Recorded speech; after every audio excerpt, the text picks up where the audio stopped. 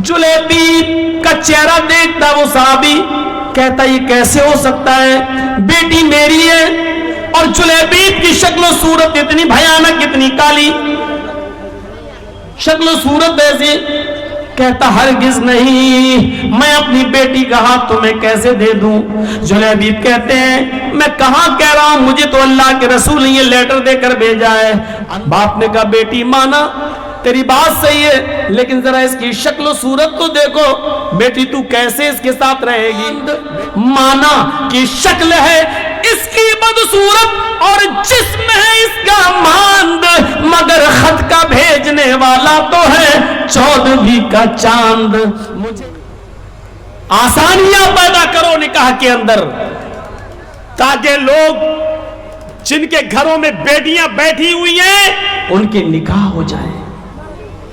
आज एक मोटरसाइकिल नहीं है देने के लिए, इसलिए उसकी उम्र बढ़ती जा रही है। इस लड़की की उम्र इतनी बढ़ रही है कि उसकी दूसरी बेटी भी शादी के लायक हो गई है, लेकिन अभी बड़ी बेटी का निकाह नहीं हुआ है, तब तक दूसरी बेटी जवान हो गई है, उसको भी एक मोटरसाइकिल चाहिए दामाद को देने को। क्या समाज इसका जिम्मेदार नहीं है? हर गांव में एक मदरसा चला लेते हो, हर गांव में मस्जिदें बना लेते हो, उसकी कमेटियां बन जाती हैं। क्या गांव में ऐसी जवान बेटियां नहीं बैठी हुई हैं जिनकी उम्रें बढ़ती जा रही हैं और जहेज न होने की वजह से मेरे प्यारे साथियों उनके निकाह नहीं हो रहे हैं? समाज यहाँ कहाँ चला जाता है? यहाँ समाज क्यों सोता है? उन गरीब लड़कियों की शादी का इंतजाम समाज के पास क्यों नहीं है? उनका घर बसाने का इंतजाम क्यों नहीं है? क्या अल्लाह के नबी जनाब मोहम्मद रसूलुल्लाह सल्लल्लाहु अलैहि वसल्लम सामूहिक विवाह का प्रचलन क्या नहीं चलाया करते थे? ये तंजीम नहीं चलाते थे? मेरे भाइयों, अल्लाह के नबी जिसको जहां भेजते थे और कहते थे कि फला घर वालों से कहना कि अल्लाह के नबी ने मुझे भेजा है और आपके घर में एक बेटी है, वो मुझसे शादी कराना चाहते हैं, आप उनकी शादी कर दीजिए। आपने जुलैबीब का वाकया सुना होगा। जुलैबीब जो शक्ल सूरत में बहुत ज्यादा काले कलूटे थे, वो जुलैबीब जिनकी शक्ल सूरत जो लड़की देखती निकाह का पैगाम ठुकरा देती और निकाह करने से मना कर देती। अल्लाह के नबी ने एक मर्तबा जुलैबीब से कहा, जुलैबीब क्या बात है, तुम्हारी उम्र बढ़ती जा रही है और तुम निकाह नहीं कर रहे हो। जुलैबीब ने अपनी बात बताई कि अल्लाह के रसूल ऐसा ऐसा मामला है, मैं जिस घर में पैगाम भेजता हूँ जब लड़की मेरी शक्ल देखती है तो निकाह का इनकार कर देती है। आपने कहा जाओ फला फला मदीने के फला फला घर में जाओ, वहां एक बहुत ही खूबसूरत एक सहाबी की बेटी रहती है, उस सहाबी से कहना कि मुझे अल्लाह के रसूल ने भेजा है और मेरा ये लेटर, मेरा ये खत उसको दे देना, मैं इसमें तुम्हारे निकाह की बात लिख रहा हूं। जुलैबीब अल्लाह के नबी सल्लल्लाहु अलैहि वसल्लम का लिखवाया हुआ खत जुलैबीब लेकर जाते हैं और मदीने के उस घर में पहुंचते हैं जिस घर के अंदर एक लड़की है और वो भी बहुत खूबसूरत अंसारी बेटी। जुलैबीब ने उसके घर का दरवाजा खटखटाया, लड़की का बाप बाहर निकला, दरवाजा खोला, उसने कहा हाँ बोलो जुलैबीब कैसे आना हुआ? जुलैबीब ने कहा सलाम वालेकुम। सहाबी ने कहा वालेकुम अस्सलाम। आना कैसे हुआ? ये लेटर दिया जनाब मोहम्मदुर रसूलुल्लाह ने। सहाबी ने जब वो लेटर पढ़ा तो उसमें लिखा हुआ है हाज़िही रिसालतुम मिन जानिब मुहम्मद रसूलिल्लाह सल्लल्लाहु अलैहि वसल्लम, ये खत मोहम्मद रसूलुल्लाह की तरफ से दिया जा रहा है। आपने उस सहाबी का नाम लिखकर कहा तुम्हारे घर में एक बेटी है, मैं जानता हूं कि वो बेटी भी बालिग हो चुकी है और तुम कहीं ना कहीं उसका निकाह करने वाले हो। मेरी नजर में जुलैबीब बहुत नेक लड़का है, लिहाजा अपनी बेटी का निकाह जुलैबीब से कर दो। और ये मैं तुम्हें मशवरा नहीं दे रहा हूं बल्कि ये मेरा हुक्म है कि तुम अपनी बेटी का निकाह जुलैबीब से कर दो। जुलैबीब का चेहरा देखता वो सहाबी, कहता ये कैसे हो सकता है, बेटी मेरी है और जुलैबीब की शक्ल सूरत इतनी भयानक, इतनी काली शक्ल सूरत ऐसी। कहता हरगिज नहीं, मैं अपनी बेटी का हाथ तुम्हें कैसे दे दूं। जुलैबीब कहते हैं मैं कहां कह रहा हूं, मुझे तो अल्लाह के रसूल ने ये लेटर देकर भेजा है। अंदर से जब लड़की जुलैबीब की और अपने बाप की बहस सुनती है تو تھوڑا سا باہر نکل کے آتی ہے اور کہتی ہے ابو جان کیا بات ہے؟ کہا بیٹی یہ اللہ کے نبی نے لیٹر دیا ہے۔ بیٹی نے جب وہ لیٹر پڑھا تو لیٹر پڑھنے کے بعد کہتی ہے ابو جان اس سے تو میں بھی نکاح نہیں کرنا چاہتی، لیکن لیٹر میں تو لکھا ہوا ہے کہ یہ میرا حکم ہے، مشورہ نہیں۔ اللہ کے رسول کا حکم اگر ہم نے نہیں مانا تو ہماری آخرت بھی برباد ہو جائے گی اور دنیا بھی برباد۔ نبی اکرم کا فیصلہ ہمیں ہر حال میں ماننا ہے۔ میں بھی نہیں چاہتی ہوں کہ اس آدمی سے نکاح کروں، لیکن محمد رسول اللہ کا فرمان ہے، اس لیے آمنا و صدقنا، ہمیں ماننا پڑے گا۔ اللہ کے نبی نے کہا ہوتا مشورہ ہے تو میں نہیں بھی مانتی، لیکن یہ تو حکم ہے، مشورہ نہیں، اس لیے ماننا پڑے گا۔ باپ نے کہا بیٹی کیا بات کرتی ہو، ذرا اس کی شکل تو دیکھو، اس کا چہرہ تو دیکھو، اس آنے والے کو تو دیکھو، اس کی شکل کی طرف تو جاؤ۔ بیٹی جو جواب دیتی ہے اس کو اردو کے شاعر نے یوں نقل کیا ہے کہ بیٹی بولتی ہے نہیں نہیں۔ کہا ابو نے بیٹی اس آنے والے کی طرف دیکھ۔ بیٹی کہتی ہے نہ آنے والے کو دیکھ، نہ جانے والے کو دیکھ، نہ آنے والے کو دیکھ، نہ جانے والے کو دیکھ، دیکھنا ہی ہے تو خط کے بھیجنے والے کو دیکھ۔ باپ نے کہا بیٹی مانا تیری بات صحیح ہے، لیکن ذرا اس کی شکل و صورت تو دیکھو، بیٹی تو کیسے اس کے ساتھ رہے گی؟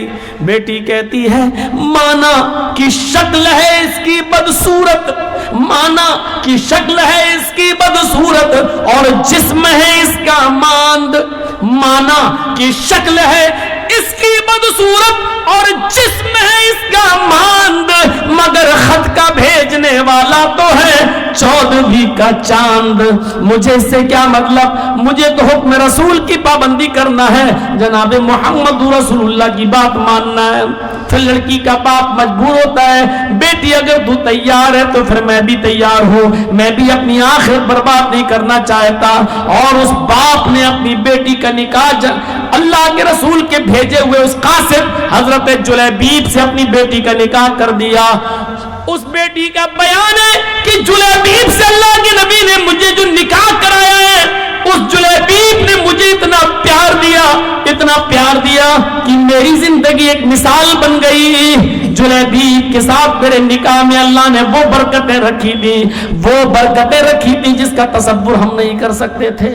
تو میرے پیارے ساتھیوں، حکم رسول دیکھو، شادی کے اندر آسانیاں پیدا کرو، اپنی بچیوں کے لیے بھی اور اپنے بیٹوں کی شادیوں میں بھی آسانیاں پیدا کرو۔ اللہ کے نبی نے فرمایا سب سے بابرکت نکاح وہ ہے جس کے اندر خرچہ سب سے کم ہو۔ حدیث دیکھ رہے ہیں؟ سب سے بابرکت نکاح وہ ہے، سب سے زیادہ برکت والا نکاح وہ ہے جس میں خرچہ سب سے کم ہو۔ اس کا الٹا مفہوم کیا ہوگا؟ آپ نے کبھی سوچا؟ اس کا الٹا مفہوم نکالو تو کیا ہوگا؟ سب سے زیادہ برکت والی شادی وہ ہے جس میں خرچہ سب سے کم ہو۔ تو اس کا مطلب کیا ہوا؟ جس شادی میں خرچہ جتنا زیادہ ہوگا اس شادی میں برکت اتنی ہی کم ہوگی۔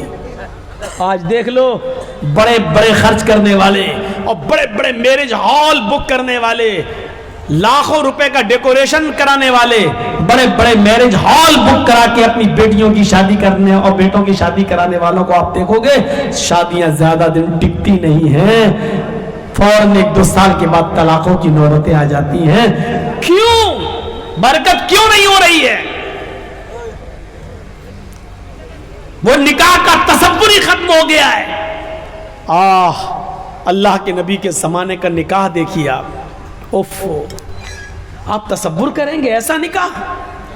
ایک عورت آئی اور اللہ کے نبی کے پاس آ کر بیٹھ گئی، اس کے نہ باپ تھے نہ بھائی تھا، کوئی نہیں تھا، چچا کوئی نہیں تھا۔ اب وہ چاہتی تھی کہ میں اللہ کے رسول کی بیوی بن جاؤں، میرا نکاح اللہ کے رسول کے ساتھ ہو جائے۔ وہ آئی، اللہ کے رسول چند صحابہ کے ساتھ بیٹھے ہوئے تھے، تصور کیجئے آپ، دیکھیے ادھر، اللہ کے نبی کے پاس آئی اور بیٹھ گئی۔ اللہ کے نبی نے کہا کیوں، تم کیسے آئی ہو؟ تو کہتی ہے انی احب لک، اے اللہ کے رسول میں اپنے آپ کو ہبہ کر رہی ہوں، یعنی میں آپ کے ساتھ نکاح کرنا چاہتی ہوں۔ اللہ کے نبی خاموش رہے۔ اس نے دوبارہ کہا آپ پھر خاموش رہے. اس نے تیسری بار کہا اللہ کے رسول میں آپ سے شادی کے لیے آئی ہوں, نکاح کرنا چاہتی ہوں. تو صحابی بیٹھے ہوئے تھے بغل میں, کہتے ہیں اللہ کے رسول یہ عورت 3 بار کہہ چکی میں آپ سے نکاح کرنا چاہتی ہوں, آپ کچھ بول ہی نہیں رہے. ارے کرنا ہو تو کریے, نہیں کرنا ہو تو جواب دے دیجئے. آپ نے کہا کہ نہیں میں تو نہیں کر سکتا, میری کافی ہے, اب مجھے ضرورت نہیں ہے کسی اور بیوی کی, اب میں شادی نہیں کر سکتا. تو جھٹ سے وہ صحابی جو بیٹھے تھے کہنے لگے اللہ کے رسول آپ کو ضرورت نہیں ہے لیکن مجھے تو ضرورت ہے, اگر آپ نہیں کر سکتے تو میرے ساتھ کر دیجئے. وہیں بیٹھے ہیں. اف, تصور دیکھیے, پہلے وہ آپ سے کرنا چاہتی, آپ نہیں میں تو نہیں کر سکتا, تو پھر میرے ساتھ کرا دیجئے. تو اللہ کے رسول نے اس عورت سے پوچھا دیکھو میں تو نہیں کر سکتا, یہ تم سے کرنا چاہتے ہیں, تم بھی ایک نظر ان کو دیکھ لو, اگر یہ پسند ہو تو تم ان کے ساتھ کر سکتی ہو اگر تمہیں ضرورت ہے. تو وہ کیا کہتی ہے, آئی تو تھی آپ کے لیے, لیکن اگر آپ نہیں کر رہے ہیں تو کوئی بات نہیں, زبردستی تھوڑی ہوتی ہے شادی. اگر آپ نہیں کر رہے ہیں تو کوئی بات نہیں, مجھے تو گھر بسانا ہے, اس کے ساتھ ہی میں کر لوں, آپ کر سکتے ہیں اس کے ساتھ میرا نکاح.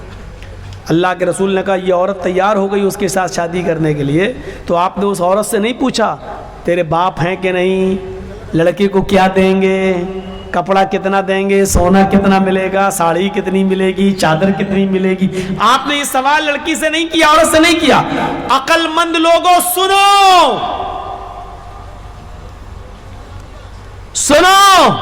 اللہ کے رسول نے فوراً اس صحابی کی طرف دیکھا اور کہا سنو وہ تیار ہے تم سے شادی کرنے کے لیے, لیکن تم بتاؤ کہ تم اپنی بیوی کو کیا دو گے, تمہارے پاس مہر دینے کو کیا ہے. سب سے پہلا سوال صحابی سے, وہ تیار ہے لیکن نکاح بغیر مہر کے نہیں, پہلے یہ بتاؤ کہ تم اپنی بیوی کو مہر کیا دو گے. تو مہر کا نام سنا تو فوراً کہنے لگا ما عندی شیئن, جب کچھ ہے ہی نہیں تو دوں گا کیا. کیا یہ تصور کر سکتے ہیں آپ شادی کا, اس کے پاس کچھ نہیں اور شادی کرنا چاہ رہے ہیں. کیا ہمارے پاس ہے, ہم لوگ کیا کہتے ہیں, پہلے اپنے پیروں پہ کھڑے ہو جاؤ پھر شادی کریں گے, پہلے گھر تو بنوا لو, پہلے کاروبار تو کر لو, پہلے کوئی بزنس تو کر لو, پہلے نوکری تو بعد میں شادی کریں گے, آ گئی تو کھلائیں گے کیا. اللہ کے رسول نے اس صحابی سے پوچھا کہ تم مہر کیا دو گے, کہنے لگے کچھ نہیں ہے میرے پاس.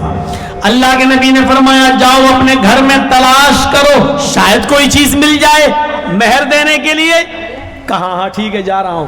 گیا گھر, اپنی ماں سے, اپنی بہن سے اور جو گھر میں ہوتے ان سے پوچھا کہ کچھ ہے, سب نے جواب دیا کچھ نہیں ہے. کہا کیوں, کہ شادی کرنا چاہتا ہوں, مہر دینے کے لیے کچھ نہیں ہے, گھر میں بہت کچھ ڈھونڈا کہتا کچھ نہیں ملا. آیا کہا اللہ کے نبی صلی اللہ علیہ وسلم گھر میں نے بہت کچھ ڈھونڈا کچھ ملا ہی نہیں, ہے ہی نہیں, میں کیا دوں گا, ہے ہی نہیں میرے پاس مہر دینے کو. اللہ کے نبی صلی اللہ علیہ وسلم نے پھر اس کو دوبارہ بھیجا. حدیث کے الفاظ دیکھیے, آپ نے کہا التمس خاتما من الحدید, لوہے کی انگوٹھی ہی مل جائے تو وہی لے آؤ, سونے کی نہیں, چاندی کی نہیں, لوہے کی انگوٹھی. آج 2 روپے میں ہمارے میلے میں مل جائے گی. لوہے کی انگوٹھی مل جائے تو وہی لے آؤ, جاؤ. وہ صحابی پھر دوبارہ اپنے گھر گئے, بہنوں سے پوچھا, بھائیوں سے پوچھا, ماں سے پوچھا, سب نے جواب دیا ہے ہی نہیں. لوہے کی انگوٹھی بھی نہیں ملی. یعنی 5 روپے اس زمانے میں, 5 روپے اس زمانے میں تو کچھ اور, اتنا بھی نہیں تھا ان کے پاس کہ وہ لوہے کی انگوٹھی خرید سکے.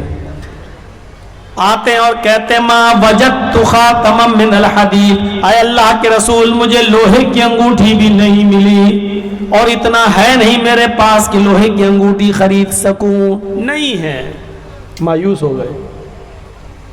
اللہ کے نبی نے کہا تعجب ہے, تمہارے گھر میں کچھ نہیں ہے اور چلے نکاح کرنا ہے, لوہے کی انگوٹھی بھی نہیں ہے, پھر مہر کیا دو گا. کہتا ایک چیز ہے, یاد آیا. اب دیکھیے یاد بھی آئی تو کیا چیز یاد آئی, آپ کو بھی ہنسی آئے گی. کہا کیا ہے, بولو بولو جلدی بولو کیا ہے. کہتا عندی ازارن, ایک لنگی ہے میرے پاس, تہبند لنگی. اللہ کے نبی نے کہا اچھا جاؤ اسی کو لے آؤ. تو کہا اللہ کے رسول کیوں؟ ارے وہی تم اپنی ہونے والی بیوی کو مہر میں دے دو لنگی. کہا اللہ کے رسول اس کو دے دوں گا تو باندھوں گا کیا میں؟ وہی تو پہن کے سوتا ہوں میں, وہی تو گھر میں رہتا ہوں تو وہی تو پہنتا ہوں میں. تو اللہ کے رسول نے کہا وہ پرانی لنگی ہے کہ ہاں. تو کہا وہ بھی تو نہیں دے سکتا ہے؟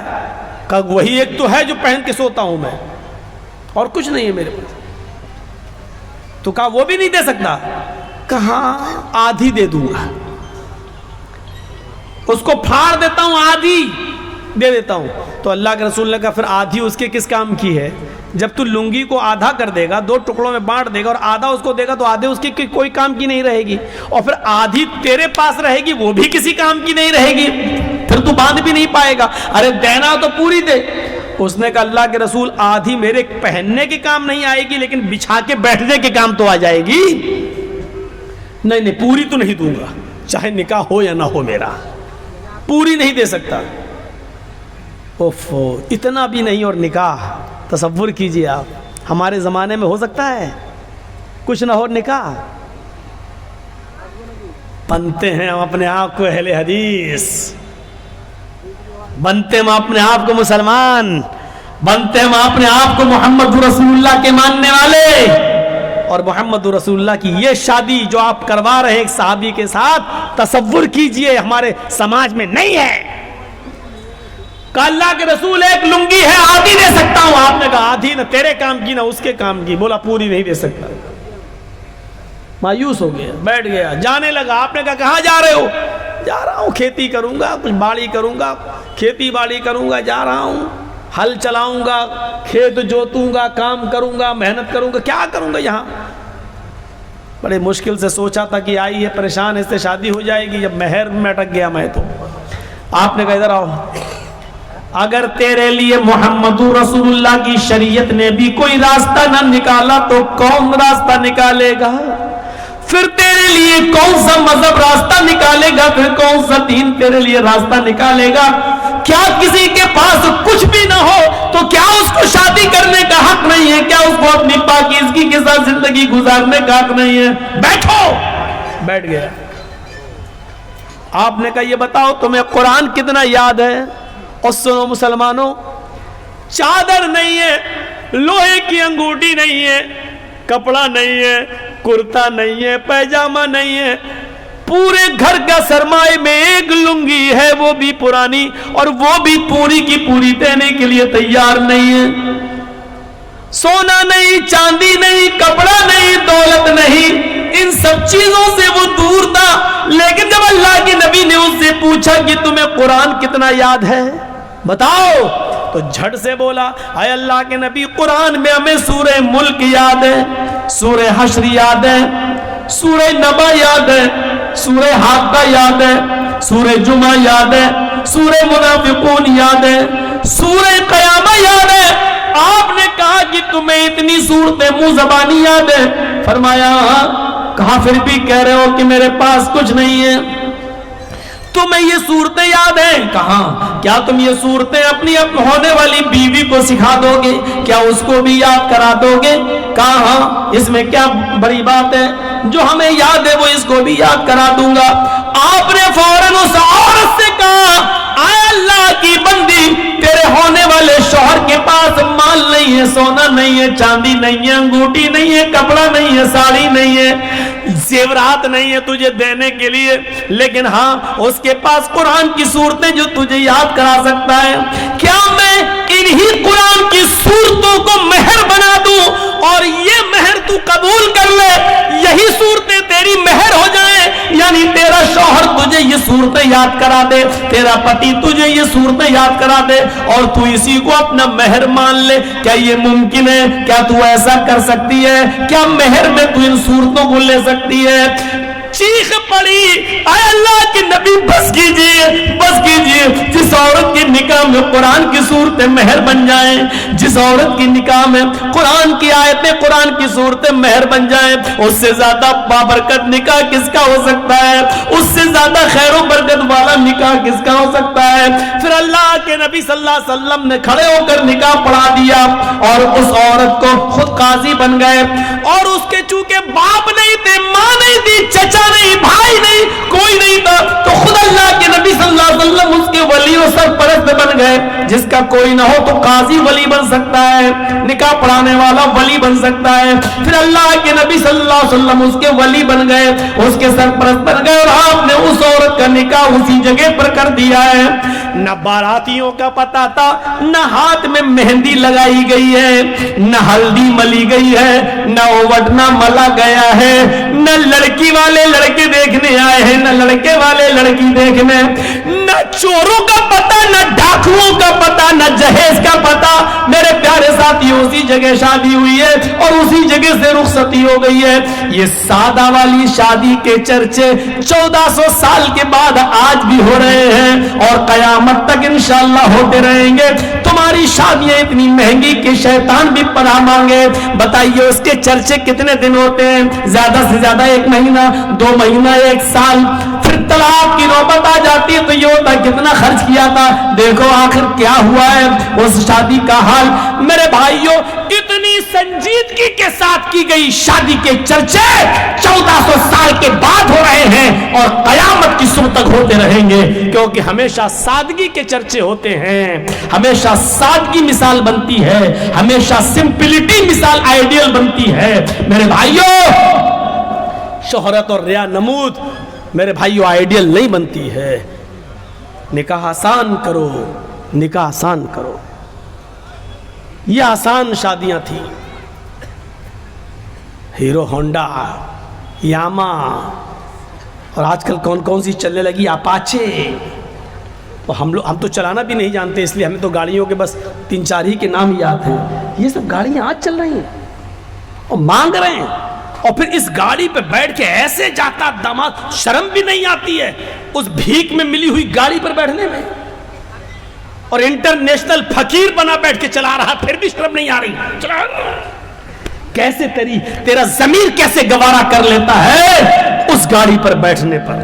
تیرا دل کیسے برداشت کر لیتا ہے سسر کی طرف سے بھیک میں ملی ہوئی اس گاڑی پر بیٹھنے پر؟ مولانا جرجیز بھگو بھگو کے مار رہے تھے، کیسے ضمیر گوارا کر لیتا ہے؟ اب کہاں یار، ارے گاڑی کب لی؟ نہیں ملی ہے، کس شادی میں ملی، شادی میں۔ فخر سے کہہ رہا ہے، ابے یہ بول بھیک میں ملی ہے، یہ کیوں کہتا ہے شادی میں ملی ہے، یہ کیوں کہتا ہے جہیز میں ملی ہے، یہ کیوں نہیں بولتا ہے مجھے میرے سسر نے انٹرنیشنل بھکاری سمجھ کے بھیک میں دی ہے؟ صحیح جملہ یہ ہے، یہ بولنا چاہیے تھا۔ سچ بولنے میں شرم آتی ہے، سچائی کڑوی ہوتی ہے نا، یہ بولو، سب سے زیادہ سٹیک جملہ یہی ہے۔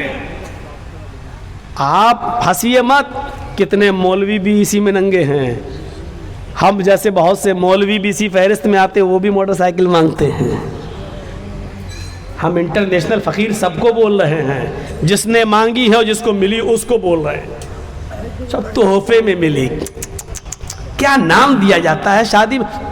لڑکی کے باپ نے لڑکے کو تحفے میں دی ہے، بس آپ تو پھر پولیس والوں کو ہم جو 100-200 روپے دے دیتے ہیں ٹرک آگے بڑھانے کے لیے، پھر اس کو رشوت کیوں کہتے ہو؟